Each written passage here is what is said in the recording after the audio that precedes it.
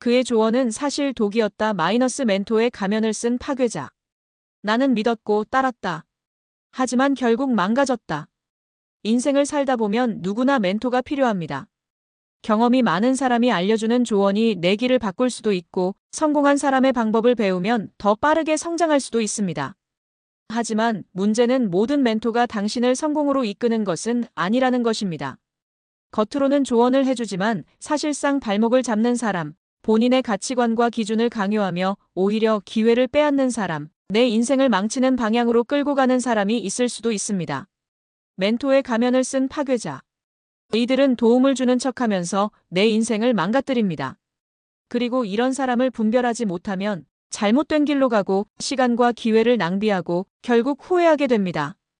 오늘은 진짜 멘토와 가짜 멘토를 구별하는 법, 그리고 멘토의 조언을 무조건 믿으면 안 되는 이유를 실제 사례를 통해 이야기해 보겠습니다. 혹시라도 지금 누군가의 조언을 그대로 따르고 있다면 그 조언이 진짜 도움이 되는 것인지 다시 한번 점검해 보세요. 1. 멘토가 정답을 강요할 때 당신의 가능성을 가로막는다. 내가 원하는 길. 그건 틀렸어. 이게 맞는 길이야. 이렇게 말하는 멘토를 조심해야 합니다. 성공한 사람들은 다양한 방법을 찾아가며 길을 개척합니다. 하지만 가짜 멘토들은 자기 방식이 유일한 정답이라 주장합니다. 진짜 멘토는 이런 방법도 있고 저런 방법도 있어. 내 상황에 맞게 선택해야 해. 가짜 멘토는 이 방법 아니면 답이 없어. 내가 시키는 대로 해야 성공해. 사례 1. 멘토의 말만 믿고 실패한 이준혁 가명 씨. 이준혁 씨는 30대 초반 새로운 사업을 시작하려고 멘토를 찾았습니다. 그는 유명한 사업가의 조언을 그대로 따랐습니다. 하지만 결과는 완전한 실패였습니다. 그의 멘토는 이렇게 말했습니다. SNS 마케팅은 효과 없어. 전통적인 방식으로 해야 해. 이 말을 믿고 그는 SNS 홍보를 포기하고 전단지를 만들고 오프라인 광고를 했습니다. 하지만 결과는 소비자들은 이미 온라인으로 이동했고 오프라인 마케팅은 효과가 없었고 결국 그는 큰 손실을 보고 사업을 접었습니다. 나중에 그는 깨달았습니다. 그의 조언은 그의 시대에는 맞았지만 지금은 달랐다. 나는 내 방식대로 했어야 했다. 멘토의 조언이 무조건 정답이 아닙니다. 시대와 상황에 맞게 걸러서 들어야 합니다. 2. 멘토가 자기 기준을 강요할 때 당신의 삶을 빼앗는다. 나는 이렇게 했으니까 너도 이렇게 해야 해. 가짜 멘토들은 본인의 경험을 일반화합니다. 내가 성공한 방식이니까 너도 똑같이 해야 해. 라고 말합니다. 하지만 그 방식이 당신에게 맞는 방법이라는 보장은 없습니다. 진짜 멘토는 내 경험을 참고하되 내 방식대로 적용해야 해. 가짜 멘토는 나는 이렇게 했으니까 너도 무조건 이렇게 해야 해. 사례 2. 잘못된 조언 때문에 기회를 놓친 김영훈 가명 씨. 김영훈 씨는 해외 취업을 준비하던 사람이었습니다. 그는 경험이 많은 멘토에게 상담을 요청했습니다. 하지만 멘토는 이렇게 말했습니다. 해외 취업?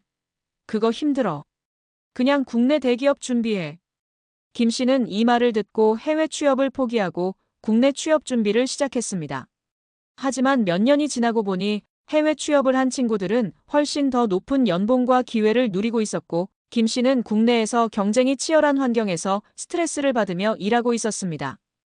그제야 그는 깨달았습니다. 그의 말이 맞는 게 아니라 그냥 그가 살아온 방식이었을 뿐이었다. 멘토의 경험이 모든 사람에게 맞는 법칙은 아닙니다. 조언을 들을 때 나의 삶과 맞는지 반드시 고민해야 합니다. 3. 멘토가 당신을 통제하려 할 때 당신의 독립성을 빼앗는다.